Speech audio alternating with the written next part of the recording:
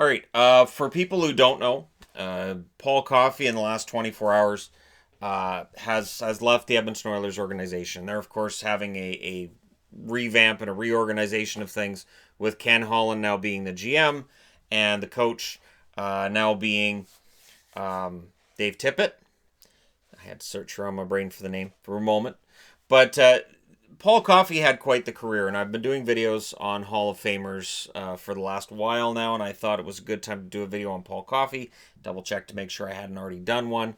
Paul Coffey was a guy of strong personality, and Paul Coffey was also the most dynamic offensive defenseman I ever saw, although those who watched him play would say that in his Oiler days, not as much defense as one might like. That being said, the Oilers routinely scored 6+ goals, so it really wasn't a big deal if the defensive side of things was left to Kevin Lowe, Charlie Huddy, and whoever were just going to be at the other end of the rink.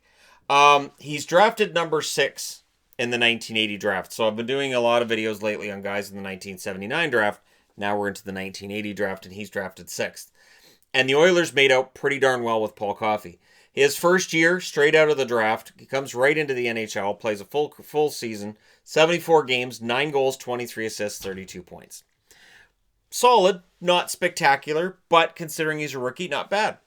Now 81-82, he really cranks it up in his sophomore year. 80 games played, 29 goals, 60 assists, 89 points. So the comparisons will start. The comparisons between he and Bobby Orr, who had retired shortly before he's drafted. 82-83, 80 games played, 29 goals, 67 assists, 96 points. Now we're into the period where, yeah, he's pretty darn good, but he's a rover. So what you do is you have Gretzky, you have Messier, you have Curry, you have Anderson, and then any combination of those guys, and you throw Coffey up there, you've got 4 guys up front, and Kevin Lowe, you're going to have to man the backside of things. That's not an enviable job, because there are a lot of turnovers. You look at the numbers for the goaltending and just for the defensemen in general. There were a lot of turnovers by those Oilers that allowed goals at the other end. They were just so darn good offensively. Now, of course, 82-83, they end up going to the Stanley Cup final. They lose to the Islanders, and the statement at the time is, you can't win with pure offense. And the Oilers stated they learned something. Now, Coffey learned something in between 83 and 84, how to become really dominant offensively.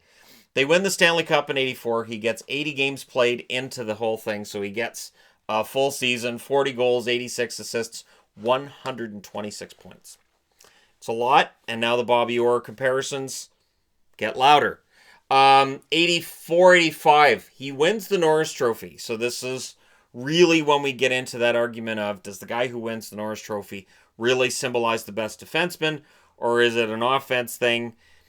And it's an argument that gets made with guys like Brent Burns as well in current modern hockey.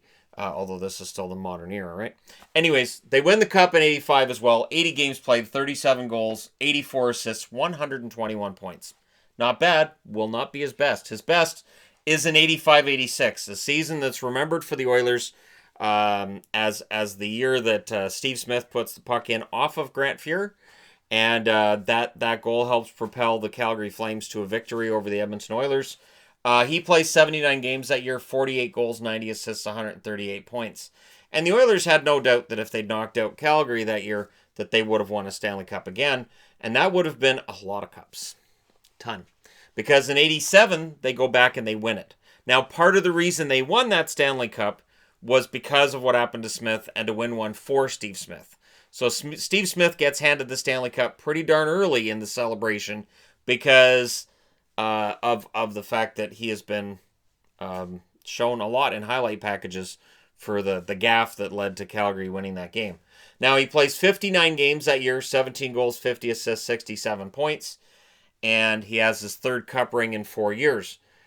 Then the fighting starts. So the Edmonton Oilers of the 80s and Peter Pocklington in the 80s, they put together a great team. They had a lot of great players, and then they tried cheaping out on them. They tried to really kind of lowball these guys because they didn't have problems finding the money somewhere else. So Andy Moog and Paul Coffey both hold out. They both say no. Moog at the time as well felt that he wasn't getting enough playing time and that he wasn't going to get that in Edmonton as well. So it wasn't just a money thing. With Coffey, it was basically, I think I'm worth this, and the team said, we think you're worth this, and Coffey said no. So on November 24th of 1987, he joins the Pittsburgh Penguins. He's traded with Dave Hunter and Wayne Van Dorp, who was a prospect at the time, for Dave Hannon, Chris Joseph, who's 18 years of age, Mo Mantha, and Craig Simpson, known of the Hockey Night in Canada team. You're broadcasting, you hear Craig Simpson regularly. And Pittsburgh was told, Eddie Johnston was told, you guys will get first dibs on Moog. So we reach an agreement with Moog on money that we don't really want to pay him. We're going to trade him. So we'll get that contract signed and we'll trade him. Now, Pittsburgh doesn't end up cashing in on that. He actually ends up going to Boston, and he ends up playing against these Edmonton Oilers his first year in Boston. 87-88 is quite the season as well for Paul Coffey. Brand new team, similar result. 46 games played, 15 goals, 52 assists, 67 points. Following season, 88-89, plays 75 games, 30 goals, 83 assists, and 113 points. So he goes from playing with Wayne Gretzky to playing with Mario Lemieux. That's not a bad deal. It's not bad at all. Not bad at all. 89-90, he hits 1,000 points on December 22nd. 80 games played that year, 29 goals, 74 assists, 103 points.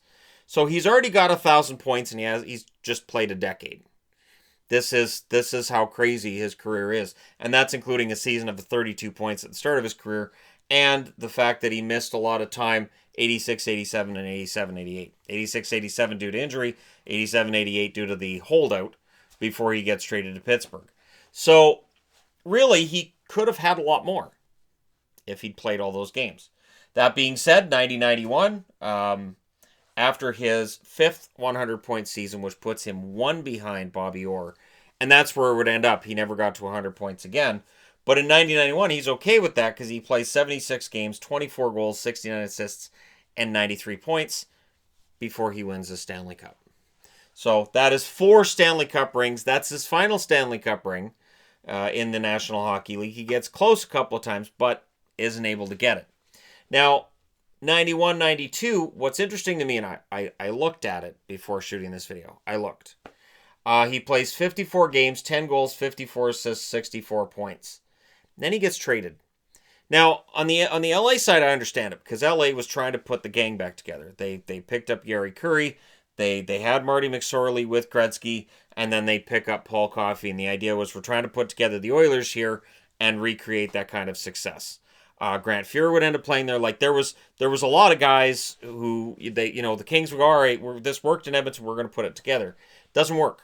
Plays 10 games with the Kings after being traded there to be reunited with Gretzky. He is traded by the Penguins for Brian Benning, Jeff Chikrin, and a 1992 first-round draft pick, which became Jason Bowen. 5 points in 10 games for Paul Coffey. So he gets dealt to LA, and it doesn't really work. Now, 92-93, plays 50 games, 8 goals, 49 assists, 57 points. He's a defenseman above a point a game, so what do the Kings do? They trade him. January 29th of 1993, so only 60 games into his career as a King, it's done. He is traded to the Detroit Red Wings with Sylvain Couturier and Jim Hiller for Jimmy Carson, who is going back to the Kings for a second time already, Mark Potvin, and Jimmy Shuchuk. So, yeah. That's kind of crazy because he's scoring more than a point a game. And again, I was looking for, why? But really, I think a lot of it was just defensively it wasn't there. Probably frustrated his coaches. 30 games played in Detroit after the trade. 4 goals, 26 assists, 30 points. And I talked about frustrating coaches a second ago. Now he's going to be playing for Scotty Bowman pretty quick. 93-94, 80 games played, 14 goals, 63 assists, 77 points. Not bad. And that's, of course, an understatement. I'm underselling it. 94-95, lockout shortened season. He gets the Norris Trophy, and he does something he never did before or again in his career. He leads a team in scoring. 45 games played, 14 goals, 44 assists, 58 points. Leads a team in scoring that has Steve Yzerman on it. 95-96, plays 76 games, 14 goals, 60 assists, 74 points. And they don't end up getting that Stanley Cup. Now, this is when we've got Scotty Bowman in charge, and he's not happy with certain players. And Paul Coffey's one of those players. And due to the fallout between Coffey and Scotty Bowman, they decide to trade him. So, October 8th of 1996, so just before the season starts, he's traded with Keith Primo to the Hartford Whalers. I know that's Carolina, but I don't have a mini Hartford magnet.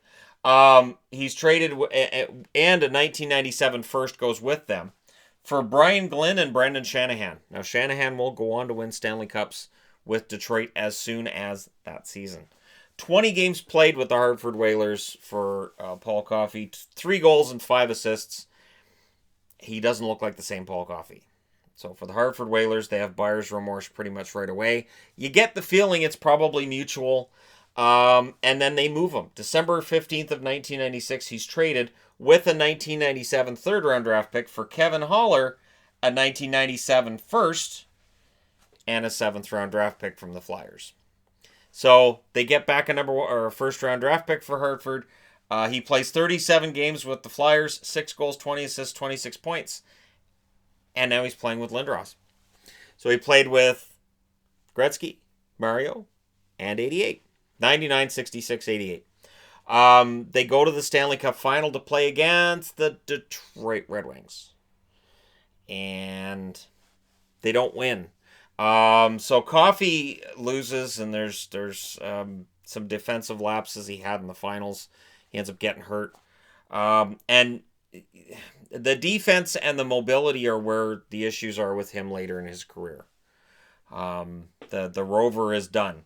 And the game has changed as well. So what they got away with in the 80s and the way he played in the 80s, you can't play that way in the late 90s.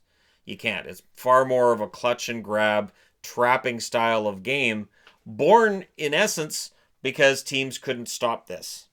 So in order to stop what was going on in the 80s, they invented the trap and the whole idea of clutching and grabbing and hooking and just make sure that the skill guys can't get clear. And it affects guys like Paul Coffey, obviously.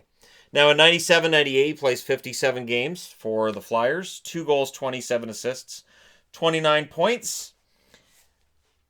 And he finds himself traded after that season for a 1998 fifth-round pick from the Chicago Blackhawks. So, doesn't play the full schedule again. That's becoming an issue with him, how many games he misses. And really, for the Flyers, they say, all right, we're going to move on. Blackhawks are like, yeah, we'll pick up a guy who might pick up his game. He only plays 10 games with the Hawks, gets 4 assists, and then he's traded December 29th of 1998. I believe at that point he was a healthy scratch as well for the Chicago Blackhawks. He ends up going to Carolina for 44 games to finish that season, 2 goals and 8 assists. So now we're at the point where the offense seems to have kind of dried up. The defensive issues are there. The mobility issues are there. He kind of has a renaissance, though, the following year. 99, 2000. He didn't go back in time 30 years. Didn't go back to 1969 and start playing again. It's not how things work. 1999, 2000, he plays 69 games. 11 goals, 29 assists, 40 points. So this is a solid season for him. Really pretty darn solid, considering he had been kind of written off. He hasn't scored goals in double digits since 95-96. So 4 years later, back in the double digits for goals, can he stay there? The answer is no. 2000-2001, he is signed by the Boston Bruins. He only plays 18 games for them, I should say, has 4 assists, and it just didn't work. It didn't work. The whole marriage between him and the Bruins didn't work. And that's sadly the ending of his career. He didn't end up going back to the Oilers at the end of it, which would have been kind of a nice bookend for it, right? But he plays 1,409 games, gets 396 goals, 1,135 assists, 1,531 points. So, amazing career. Totally understandably ends up in the Hall of Fame as soon as he's eligible, which is 2004. Taking his place alongside many of his Oiler counterparts from the 80s. He is remembered mostly for his time with the Oilers, even though he played a long time after he gets traded from Edmonton. He is a first-team All-Star in 85, 86, and 89, as well as 1995 with the Wings. Second-team All-Star in 82, 83, 84, and 1990. So he is a well-regarded star for basically the 80s and a couple years in the 90s. He's good. He plays in a lot of All-Star games. I didn't have room for that on the board. Amazing overall career. And then his number 7 was retired by the Edmonton Oilers in 2005. I could make an argument for retiring his number in Pittsburgh. I don't know that would ever happen. I can't make an argument for retiring his number elsewhere, but totally understandable that the Edmonton Oilers would retire that number. And he really and truly was. I think when you look at just pure offense from the blue line, he's the guy. I've made the argument that I think Ray Bourque over his entire career was the best defenseman I ever saw. But if we're just talking pure offense, you cannot beat Paul Coffey during those Edmonton years and then later on with the Penguins. He was just absolute dynamite on those teams. It did help playing with Mario and Wayne, but I think the numbers he would have put up with lesser teams, with lesser players, I think they still would have been intimidating. But let me know your thoughts in the comment section below. Don't forget to hit like and subscribe if you're browsing your way through. You just happened upon this video. Thank you guys so much for watching. I'll talk to you again soon.